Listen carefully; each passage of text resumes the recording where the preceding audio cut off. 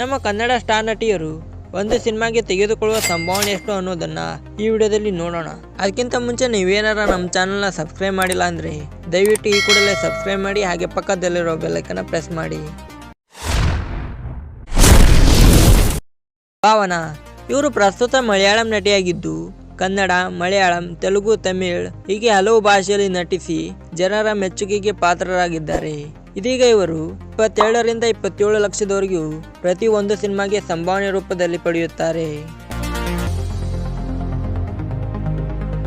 ಅಶಿಕಾ ರಂಗನಾಥ್ ಚಿತ್ರರಂಗಕ್ಕೆ ಕಾಲಿಟ್ಟ ಇವರು ರ್ಯಾಂಬೋ 2, ಮುಗುಳು ನಗೆ, ರೆಮೋ, ಅವತಾರ ಪುರುಷ ಹೀಗೆ ಹಲವಾರು ಹಿಟ್ ಸಿನಿಮಾಗಳನ್ನು ನೀಡಿ ಕರ್ನಾಟಕ ತುಂಬೆಲ್ಲ ಫೇಮಸ್ ಆದರು.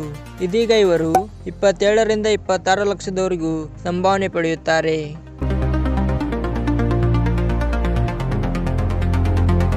ಐಂದ್ರಿತಾ ರಾಯ್ ಇವರು 2007ನೇ ಇಸ್ವಿಯಲ್ಲಿ ಮೆರವಣಿಗೆ ಚಿತ್ರದ ಮೂಲಕ ಚಿತ್ರರಂಗಕ್ಕೆ ಬಂದ ಇವರು 2020ನೇ ಇಸ್ವಿಯಲ್ಲಿ ಹಲವಾರು ಹಿಟ್ ಸಿನಿಮಾಗಳನ್ನು ನೀಡಿ ಮದುವೆ ಬಳಿಕ ಎಲ್ಲಿಯೂ ಮತ್ತೆ ಯಾವ ಸಿನಿಮಾಗಳಲ್ಲಿಯೂ ಕಾಣಿಸಿಕೊಂಡಿಲ್ಲ. ಮತ್ತೆ ಇವರು 10 ರಿಂದ 12 ಲಕ್ಷದವರೆಗೂ ಸಂಭಾವನೆ ಪಡೆಯುತ್ತಿದ್ದರು. ಹರಿಪ್ರಿಯಾ ಇವರು ಕನ್ನಡ ಮಾತ್ರವಲ್ಲದೆ ತೆಲುಗು, ತಮಿಳಿನಲ್ಲಿಯೂ ಫೇಮಸ್ ಆಗಿದ್ದಾರೆ. ಕನ್ನಡದ ಜನರು ಇವರಿಗೆ ಬ್ಯೂಟಿ ಕ್ವೀನ್ ಎಂದೇ ಕರೆಯುತ್ತಾರೆ. ಮೊದಲಿಗೆ ಇವರ ಮೂಲ ಹೆಸರು ಶ್ರುತಿ ಚಂದ್ರಸೇನ್ ಅಂತ ಇತ್ತು.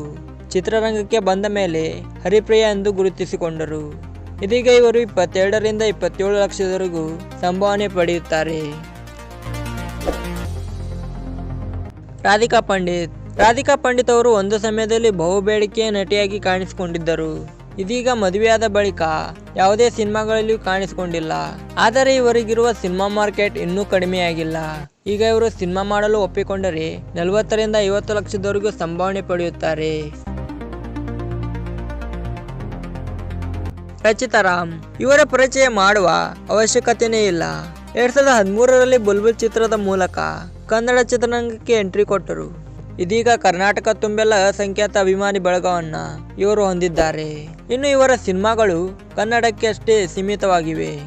ಕನ್ನಡದಲ್ಲಿ ಬಹುಬೇಡಿಕೆಯ ನಟಿಯಾಗಿ ಕಾಣಿಸಿಕೊಂಡ ಇವರು ಒಂದು ಸಿನಿಮಾಗೆ 60 ರಿಂದ 70 ಲಕ್ಷದವರೆಗೂ ಸಂಭಾವನೆ ಪಡೆಯುತ್ತಾರೆ.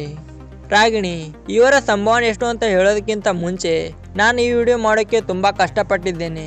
ದಯವಿಟ್ಟು ಈ ವಿಡಿಯೋಗೊಂದು ಲೈಕ್ ಮಾಡಿ, ಹಾಗೆ ನಮ್ಮನ್ನ ಸಪೋರ್ಟ್ ಮಾಡಿ. ರಾಗಿಣಿಯವರು 3-4 ವರ್ಷಗಳ ಹಿಂದೆ ಹಲವಾರು ವಿವಾದಗಳಿಗೆ ಒಳಗಾಗಿದ್ದರು. ಆದರೂ ಕೂಡ ಇವರ ಸಿನಿಮಾ ಬೇಡಿಕೆ ಎಲ್ಲಿಯೂ ಕಡಿಮೆಯಾಗಿಲ್ಲ. ಇವರು ಒಂದು ಸಿನಿಮಾಗೆ 70 ರಿಂದ 75 ಲಕ್ಷದವರೆಗೂ ಸಂಭಾವನೆ ಪಡೆಯುತ್ತಾರೆ. ಪ್ರಿಯಾಮಣಿ ಖ್ಯಾತ ಬಹುಭಾಷಾ ನಟಿ ಪ್ರಿಯಾಮಣಿಯವರು ಇವರು ಕನ್ನಡ ಅಷ್ಟೇ ಅಲ್ಲದೆ ಮಲಯಾಳಂ, ಹಿಂದಿ ಭಾಷೆಯಲ್ಲೂ ಕೂಡ ನಟಿಸಿದ್ದಾರೆ. ಹಾಗೆ ಅತಿ ಹೆಚ್ಚು ಸಂಭಾವನೆ ಪಡೆಯುವ ನಟಿಯರಲ್ಲಿ ಇವರು ಒಬ್ಬರು.